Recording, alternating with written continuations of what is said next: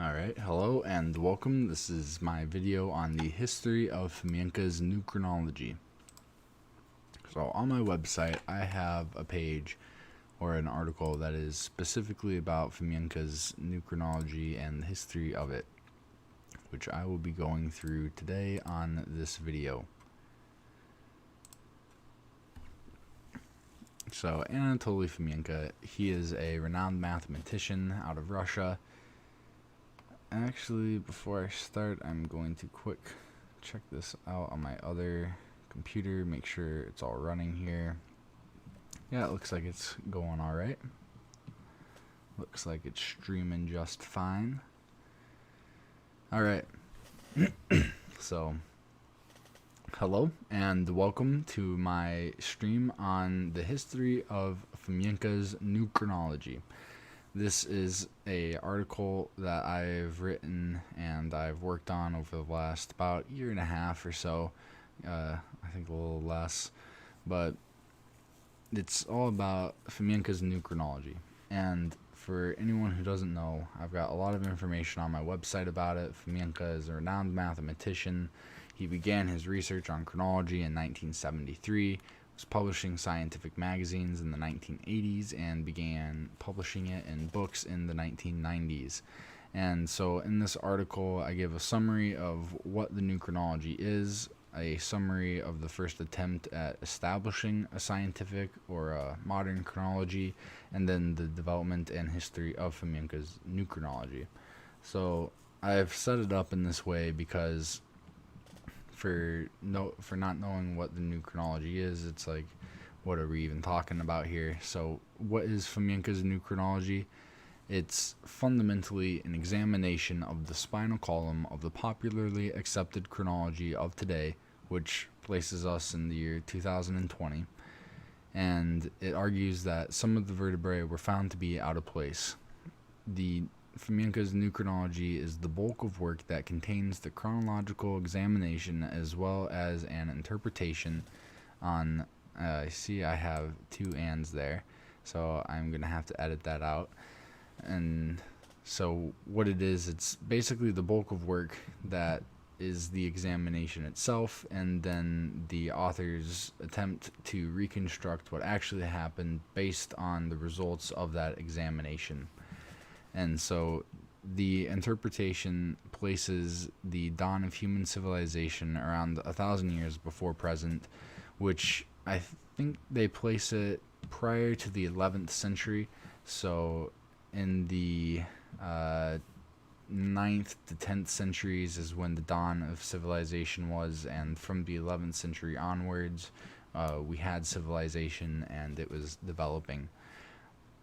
So most popular chronologies up until really, and this is at least in the Western world, they placed the dawn of human civilization 6 to 10,000 years before present, and they did that because they believed that the dawn of civilization was really as soon as the creation of man had become a thing and they were kicked out of the garden and they started setting up cities across the world.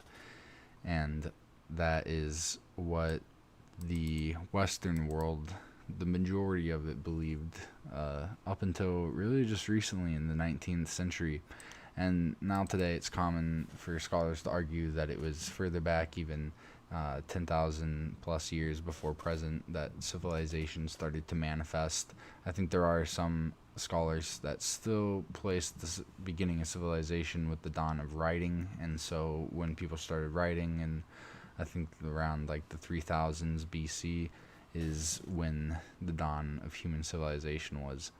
So when was the first attempt to establish a modern or scientific chronology? It was established mainly throughout the 16th and 19th centuries, and it was created primarily by Joseph Scaliger, who's recognized today as the father of modern or scientific chronology. Scaliger's chronology was then examined and enhanced by Petavius, and their chronology together is sometimes considered the Scaligerian-Petavian chronology. It basically, what they did was they compiled massive tables of information of all the main events of history, and they placed them with their Julian years. So instead of the Gregorian calendar, they were using the Julian calendar.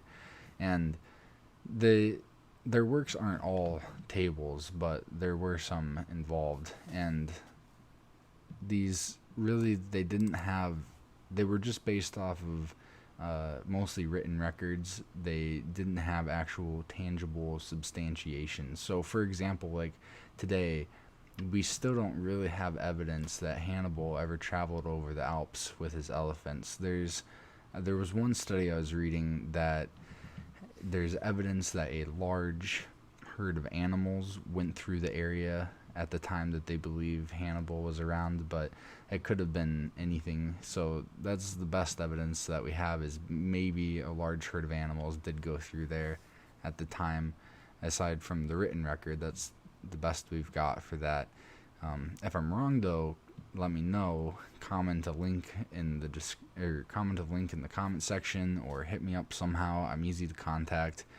But basically, it was written records that were the basis for this chronology that Scaliger and then Petavius both worked on, and their chronology was the basis for all of world chronology leading up until really just recently, when the geologists took over for history.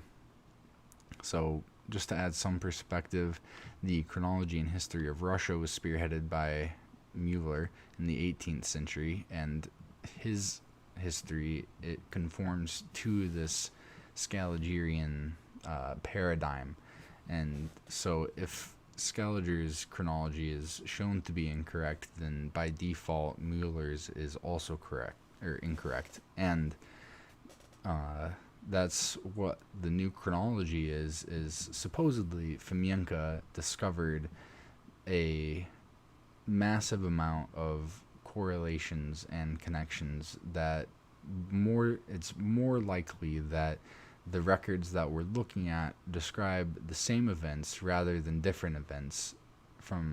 So one event took place. This is what happens if Fomenko's new chronology is correct. What we're looking at here is an event took place, people wrote about it across in different areas of the world, and then later on historians found these writings and they dated them further back in time and to different events with different people than when they should have been. So where these differing records appear to be talking about two separate events with two different warring factions, they're actually talking about the same event from the same time period.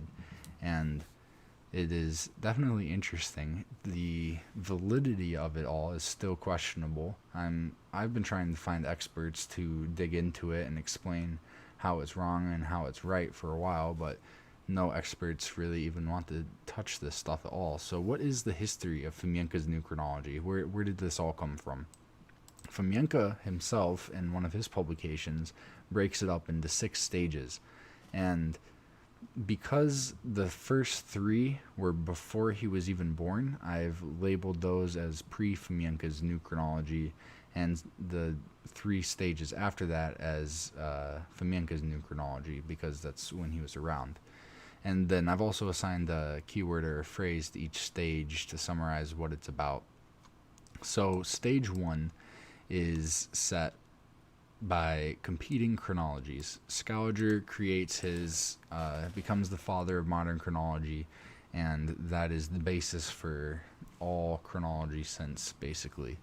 And there's the stage 1 set by the competition to that. So other people had disputes here and there, not as severe as Fomenko's revision was, but still some characters. There's the very first one, Dearcilla. He was a professor, which was mentioned by Nikolai Morozov, and we haven't been able to find, and I'm saying we as in researchers have not been able to confirm whether or not this was a real guy. But the next person on the list is the famous physicist Isaac Newton.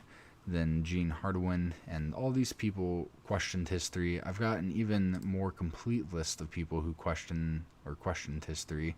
I wrote it like this because if they're still alive, then they're people who question history, but if they're dead, then they questioned it. And it's got quite a list. I've got 54 names on it, and lower down there's little biographies for each of these people to kind of talk about which of their works were questioning history. So if you're interested in looking into that, I would definitely suggest checking this one out. So the first stage is set by the immediate opposition to Scaliger's chronology.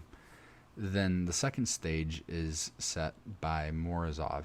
So I call this Enter Morozov, first half of the 20th century.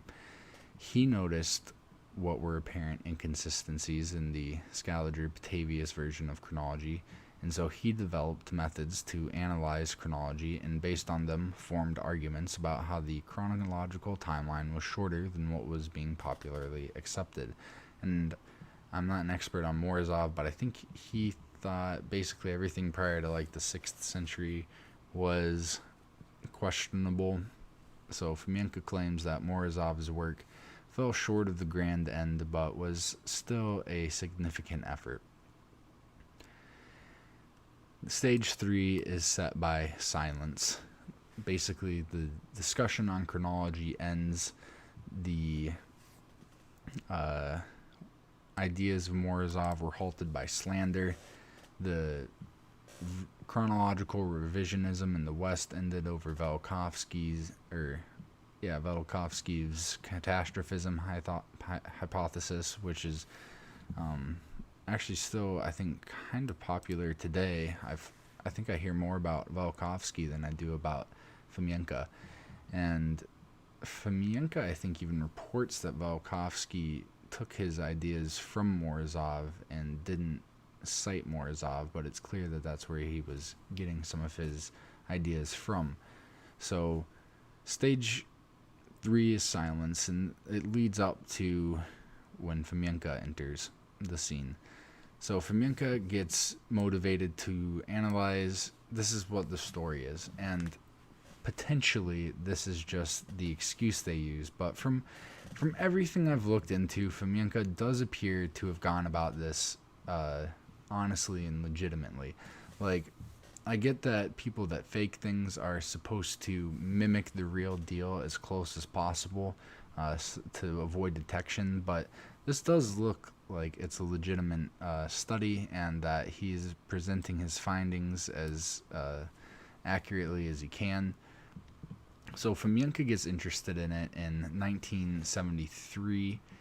It was because of Robert Russell Newton, a physicist who was looking into this leap of parameter d, which is talking about the speed of the moon, or the rotation of the Earth. There's a change there. I still haven't written an official article on it, but basically there's a big dip right here, and it's because non-gravitational something. I haven't looked into it for a while, but that's what got him interested in chronology, and he went and checked out the eclipse records, and then tried to find where they could have actually happened. Basically, they all fit into this last 1200 year period. So Fomenko gets on the scene. He gets interested in physics, also interested in literature. He starts to create methods to analyze the historical texts. So during this time, Fomenko took a greater interest in Morozov's works. In 1974, at the request of Fomenko, Postnikov gave 5 lectures on Morozov to mathematicians who worked at the Faculty of Mechanics and Mathematics of Moscow State University.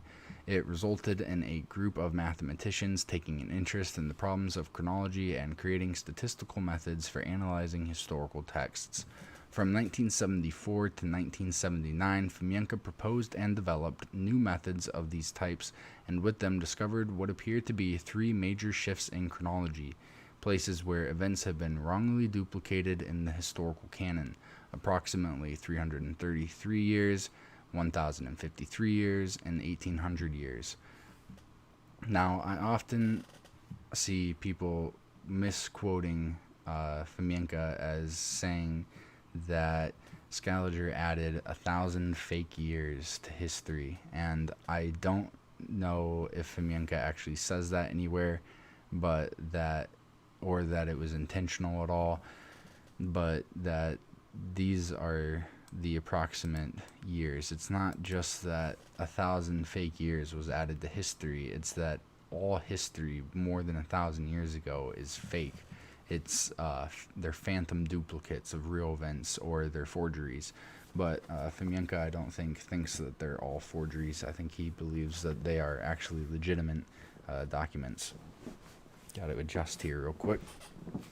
So, from 1974 to 1982, Fomenko obtained results from his methods and compiled them in a manuscript about 6,000 pages long, titled Global Chronology of the Ancient and Medieval World, an Experiment in Statistical Research, Methods, and Applications. And at the time, it didn't get published. I would really like to see him publish this, because with the internet now, you can literally have a 6,000 page long book in a single window. If you have it set up right, you could have 6,000 pages of it, and we could all look at that. But from what I understand, he hasn't published this yet, and it's not available on the internet, and so I'm interested to see exactly what is in there. But that is the end of stage 4. So stage 5, he's got his methods made. He is starting to publish things so that other people can look at it. He's doing academic publishing, trying to get other academic minds interested in this. And so the newly developed methods began being published in the scientific press. A list of them can be found here, and it is quite a significant list. There's quite a few publications here all throughout the years that you can look into if you want to. I have found some of these online, but not all of them. Here's a summary of some of the stuff that he worked on, and it's not just Fomenko, it's other people that are involved too. Kalishnikov, one of these guys that helped him out on developing them, was a Nobel Prize winner in economics. But there was a conference held on June 29th, and this is on the topic of it being poorly received. They were not well received by the majority of scholars who reviewed them. They were met with a lot of criticism. So there was a conference held on June 29th, 1981 by the Department of History of the Academy of Sciences of the USSR, which attempted to criticize Fomenko's findings. There were several publications based on the responses of this committee, which appeared in the academic journal Questions of History. Fomenko claims to have tried to publish a rebuttal in the magazine, but that magazine refused to publish his response. So, for history of controversies, I've got an article right here that goes over some of them, not all of them, but there's basically 7 points that Fomenko brings up for the responses that people give to his new chronology. First and foremost, there's no specialists in chronology. Even I think this too, like, every single person that I've had on my show, Scholarly Snippets, I don't think would be prepared to defend chronology on a large scale. Most people that have studied history, they study one area specifically, and they don't really pay much attention to the documents themselves even. So it's kind of unfortunate that there aren't any specialists in chronology, and I think that it would be useful to have some of those, but basically there's no specialists, and they don't know of any publications. I don't know of any publications which contain professional critiques of their works. Basically every critique I've seen it's full of slander and ridicule, and there are some critiques though that have a valid point here and there, but I think it's worth discussing more as to how valid that critique really is on the large scope of things. So, if you think that there are professional critiques out there, let me know, comment them in the comments, or link them to me somehow. I do have a list already of arguments against Fomenko's new chronology, so before you comment that, give these a look and see. Even you could comment on this video and tell me exactly which number you think is a valid critique, and then we can discuss them and figure it out. So definitely quite a bit of opposition on the internet even, but the critiques, I do believe they fall into one of these 7 categories. So the second one is their critics resort to attacking the reconstruction and suppositions of Fomenko's new chronology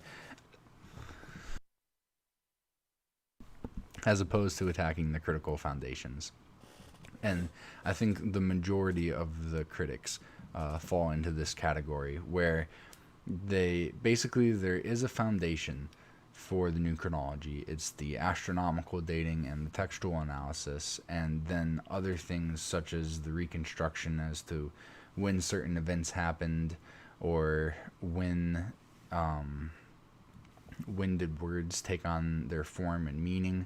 There's a lot of criticism on his linguistic reconstructions, and those are based on the fundamental core research. So if the timeline is shorter, then Fomenko has gone and tried to create these etymologies based on the new findings of this historical data, and attacking those while also maintaining the traditional chronology isn't attacking the new chronology's critical foundations. It's just attacking without understanding why you disagree with it. Definitely, it's not. I think I've explained this, but yeah, to attack the foundations of Fomenko's new chronology, that is what is important, not focusing on what they believe actually happened based on that foundation. So basically the third one is that there's good criticisms have been made of the conventional chronology, like I was talking about earlier with the Hannibal and his elephants in the Alps. That hasn't been substantiated. We don't actually know if that happened, but some people believe it based on the written records that we have that talk about it. And another good example is basically the complete lack of any contemporary writings with a lot of these famous people. Like for Alexander the Great, there were supposedly a lot of books written about him at the time of his life, but all of those books are now lost, and the writings that we have surviving about this supposed character are all from incredibly later times, written by people that had to have been looking at copies of copies of copies, and possibly there was no original real manuscript to begin with, or story. But Fomenko does believe that they're based on reality. They've just been misdated and misplaced on the timeline. So definitely interesting to try and substantiate some of these historical claims. The critics of the conventional chronology, they've brought up the good reasons. The critics of the new chronology have yet to validate that conventional chronology. So basically what the conventional chronologists, the ones that believe we really are in the year 2020, they use the unsubstantiated chronology that they believe in to try and criticize the new chronology, which is kind of like the number 2 thing. They're attacking the reconstruction and the suppositions rather than the critical foundation. But again, that's no way to go about attacking the new chronology. And I've been saying this for a while, like, if you really are interested in trying to show that it's wrong, just go into the astronomical findings, or go into the textual analysis and focus on that and try and attack that. And that's something that I've been doing and studying to do and take on, but still it takes quite a bit of time, and so you really do have to be educated on astronomy, on physics, and on statistics to be able to criticize the critical foundation. So the fourth point is that there's a communication barrier, and that's pretty straightforward. Like, even historians themselves have trouble talking to each other, much less people outside of historical studies. So definitely a communication barrier, and even trying to communicate controversial thoughts, things that might upset people when anger and resentment come into play, that can cause barriers in communication. So I'm interested in having open discussions about this without needing to ridicule each other, to focus solely on the arguments, but not many people are up for that yet. So the fifth thing that Fomenko says is typical from the critics is that conventional claims, they say it could be restored, but then they don't make any effort. So basically the idea is that Hannibal did cross over the Alps, and if we went to go look for evidence of it, we'd find it, but nobody has gone to do that or find it yet. And so it's like they're saying, yeah, we could restore it and find the substantiations, but it'd be a lot of effort, so we're not going to. We just believe it, is what Fomenko is saying. And I think on a number of occasions, there has been attempts to figure out where some of these things were. Some of these attempts are met with failure, others are met with success, but overall, it is difficult to substantiate this conventional chronology. And it might just be that way. It could be that the conventional chronology is correct, and it's just really difficult to substantiate, and we have to go out on a limb for some of these things. But that's what this whole discussion is about, is what really happened in the past, and how can we determine that. So the sixth point is that lies are told about new chronology and its developers, which is definitely true. I've seen a number of lies out there being told. The one famous rebuttal is by a guy with the last name Halperin, and in his rebuttal there's blatant lies in there that are contradicted by what's in the new chronology literature. And so I think he's still alive. It'd be interesting if he could go back and substantiate his claims with references and citations to where exactly he got that information from.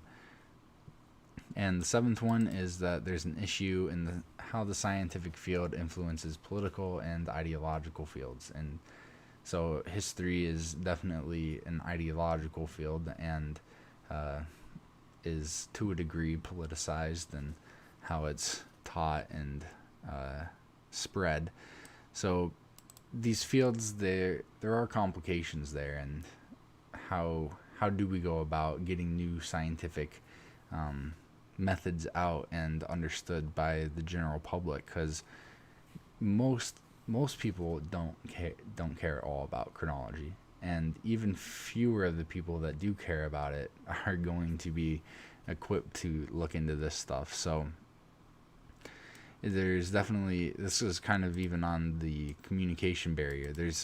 There are difficulties in communicating between people, even between historians. There's difficulties between two people from different areas, like a scientist and a philosopher, you could call him, or historian. So those are the critiques, basically. If you think that you have found one, and again, I have this list of arguments for you to look through to try and find one, or if you find some on your own, bring them to my attention. If you think that there's one in there that doesn't fall into one of those 7 categories, I would be really interested in looking at it and reviewing it. And if you find one that isn't in there, I'd really be interested in looking at that. But so far, from what I've seen, they do fall into those 7 categories, and so it makes me wonder just how legit this is. So stage 6 is the final stage. Basically, it got shot down in the academic press. The Soviet Union resolved and is no longer, and they were able to print more. They were able to print in the public press and spread these ideas. So the first book on the topic was methods of statistical analysis of narrative texts and applications to chronology, printed in 1990. And it would have been printed in the 80s, but the request was denied since the methods did not conform with the principles of Marxist historical science. And I've heard it say that this is Soviet propaganda, but it didn't conform with the principles of Soviet propaganda. So possibly this is one of those things where if it is propaganda, they've made it not conform to have that controlled opposition. But I don't think this is that. And I think people crying propaganda is just a way to weasel out of having to actually address the critical foundations of it. So after the fall of the Soviet Union, Fomenko was able to publish more freely, and so it is no coincidence that its publications increased significantly in Stage 6. I've named this stage mass publishing because it is the stage when Fomenko turned his focus from publishing for limited academic consumption to publishing for mass public consumption. So a list of Fomenko's new chronology publications can be found here. This is my list of my bibliography of his new chronology. And I've seen multiple dates given for this thing right here. This reason why this is so large is because it's when he published his 7-volume series as well as his ebook series. And so you can, I think, possibly trace it back to 2002, but 2003 would make sense to me because they republished them, I think, as like a 10-year anniversary thing right here, which is another spike. So it's a lot of books, but mainly it's like 3 or 4 books, original books that were just split into a ton of different books over time. They're massive books, and so to break them down into littler parts is an easy enough thing to do because there's definitely multiple books worth of content in each of those. So that's my list. You can find it on this History of Fomenko's New Chronology. This page is like, you just click right here on my website. If you're on the home page, you can click right here. You can click the History of Fomenko's New Chronology, and it'll bring you here. And then we are on Stage 6. So the publications have been met with mixed reviews. I've seen people praise Fomenko for being a genius and discovering this stuff, but I've also seen other people literally complain that he hasn't been killed yet for his nonsense, is what they call it. And so definitely mixed reviews, from praise to death threats. On the topic of the origin of the term New Chronology, I found this interesting. Fomenko, to a degree, kind of showed a little bit of paranoia, I think, at this, but maybe he does have a good reason to think so. But he claims that his group had used the term for a while prior to it finally being printed in 1993, but it does appear to me that David Rohl had used the term in the 1980s. I'm not sure how long prior to 1993 Fomenko had used it, but I do think the term is a lot more applicable to Fomenko's New Chronology than Rohl's, because Rohl's is incredibly limited in scope and it only makes minor adjustments to one short period of Egyptian history, while Fomenko's makes major adjustments to the bulk of history up to the mid-17th century. And I will say, I have spoken with Rohl. I talked to him on Facebook, and he was incredibly rude and also wasn't very good at math, and so I don't have too much faith in him, especially when Fomenko is a renowned mathematician and Rohl couldn't do simple addition and subtraction when he was messaging me, getting upset that I had asked him where exactly, what publication did he use it in. I was just curious as to when he did first use the term. And so I did find publications from him that show it being used in the 1980s. I don't know if it was he went back to do that or what, but Fomenko, I don't think, was aware of that when he made his publication saying that Rohl was doing this to subvert attention from his new chronology. But other than that, I do still think that new chronology is a term that is more applicable to Fomenko than Rohl. And so the end of the history here, just for now, is that they opened a multimedia museum of new chronology on December 29th last year. And you can go visit this in Yaroslav. I can't remember exactly how much it's worth, but they have the price listed somewhere, and I converted it to US dollars, and it's pretty cheap. I think it's like less than $10 to go visit it, so pretty cool. It looks like it's pretty high tech, some of the stuff that they've got in there. It looks like it's really well done, so they're doing all right for themselves for the amount of books that they've published. But that is the history of Fomenko's new chronology. Be sure to comment and let me know what you think about it. I am going to have this video up for a while. I've got links in my description if you want to become a Ctruth patron.